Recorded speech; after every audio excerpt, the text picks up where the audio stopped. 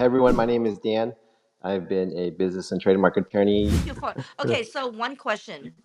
When Yeah. you are trying to fight your brand, and Mhm. that happened to me with the other brand, Dan and I had to Mhm. deal with something. Is first you stronger or someone that got your trademark and branded after you? Which one is the I mean, it depends on the scenario because that happened to me where I had Credit Ninja for a long time. I didn't bother to go and get trademark until I went to Dan and he goes, "Somebody trademarked it a year before this." And I'm like, "Are you kidding me?"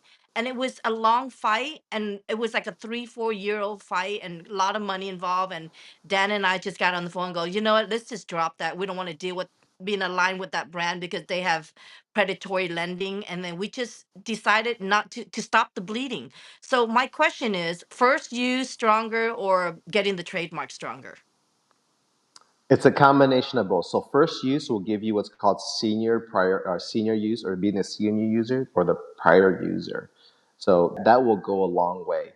If you are this senior user but then apply for an application after somebody else, you have a kind of a uphill, winnable fight, but uphill fight.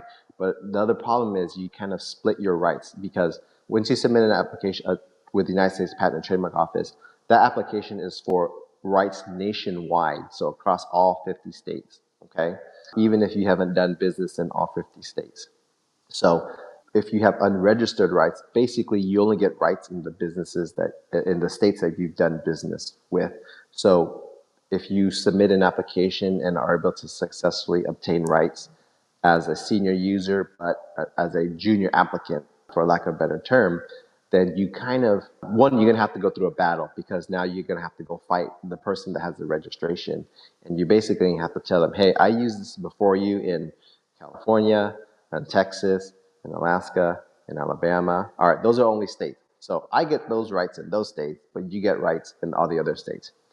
You really don't want to have to do that because That's probably how you you got can two have a quick trips. right, I don't right. know. It's possible, yeah. You kind of don't want to have to handle with all that if you can avoid it, right? And so that's why it's really important that to submit your application as soon as you are ready, willing, and able to do it. I had one client come to me and she said, okay, I want to trademark this name. And I said, okay, all right. So I did a quick and dirty search for it. I told her, hey, someone else has got this registered. And she said, hey, I know the person that owns this. I told him about this name 10 years ago and I didn't register it. And the other person registered. So now they're at risk of trademark infringement, unfortunately. Right? And so that's why it's important to. Thanks for tuning in to Legal Tips for Smart Entrepreneurs. If you found this video helpful, please give it a thumbs up, subscribe, hit the bell icon so you never miss an update. Drop your questions in the comments. I'm here to help. Stay informed and stay empowered.